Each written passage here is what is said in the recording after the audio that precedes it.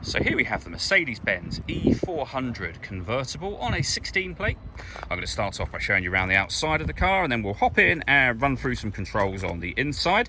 But from the outside, you can see it's a two-door convertible car with alloy wheels. I'm going to start off by showing you inside the boot, and then we'll work our way around the rest of the car from there.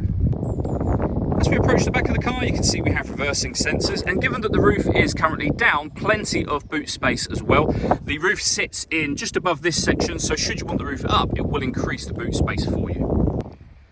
Okay, so we're just going to work our way back round to the front of the car, and then we'll hop in and run through some controls on the inside. But now that we've done a full circle of it, you can see it's in excellent condition the whole way round. Just briefly before we climb in, I think it's well worth seeing the interior from this exterior point of view. You get full leather seats, as you can see. There's plenty to run through on the dashboard, so let's hop in and we'll do that now. Okay, now that we're inside the car, we're going to start with the dials. On the right-hand side, we have the rev counter. Moving left, we have the speedometer, and then over on the far left, the fuel gauge and coolant temperature gauge. In the middle of the speedometer, you can see the total miles of the car. They are 59,317. You can change information that's displayed there for various bits of trip computer and car information, including a digital readout for the speedometer that you see being displayed now. Beneath that, it will also show you what gear this car is in. It's an automatic. We are in park at the moment, of course. If we back out to the steering wheel, the buttons I was using a second ago are just here. Over on the right-hand side, we have stereo and phone controls for the car. And just behind the steering wheel, the minus and plus pedal, which will enable you to change gear manually with this automatic gearbox. And then over in the center, we have the main screen for the car. So up on here, you can access your radio, which of course is the menu that we're on at the moment. But you can move to other menus, so you can listen to your own music under the media heading just there, for example. You can also access your satellite navigation from here, should you wish to do that, which, as you'll see, is a nice clear color display.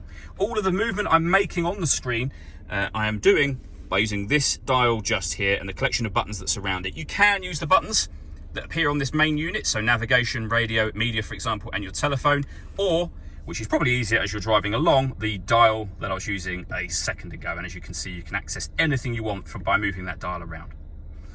Working our way down, we have the CD player for the vehicle just there, as well as the main volume, the buttons I went through just a moment ago, and some phone controls as well.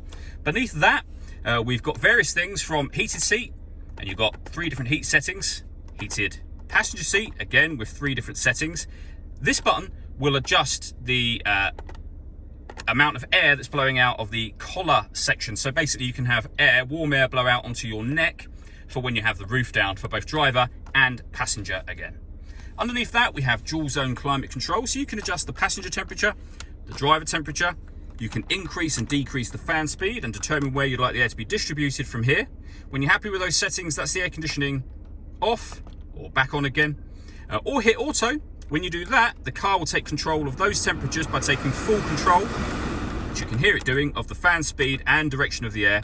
Overriding that manually will take auto off straight away again. The last thing that I will show you are the roof controls. Lifting this back will open the roof. You can do all 4 windows with this one, and I'll show you the roof working now. Okay, so when you lift that button back, what will happen first of all is that all 4 windows will go down. The rear section of the roof will open up, and then the main section will open all the way back and fold into that section of the tailgate that you saw just a moment ago. And as you can see for yourself, that's a really quick operation. You can keep your hand on the button and all 4 windows will go up at the end, or you can stop there and it's done. All that leaves me to say is thank you for taking the time to watch this video. If you'd like to come and see the car in person and have a test drive, please feel free to give us a call here at West Horsley Motors. We'd love to hear from you soon.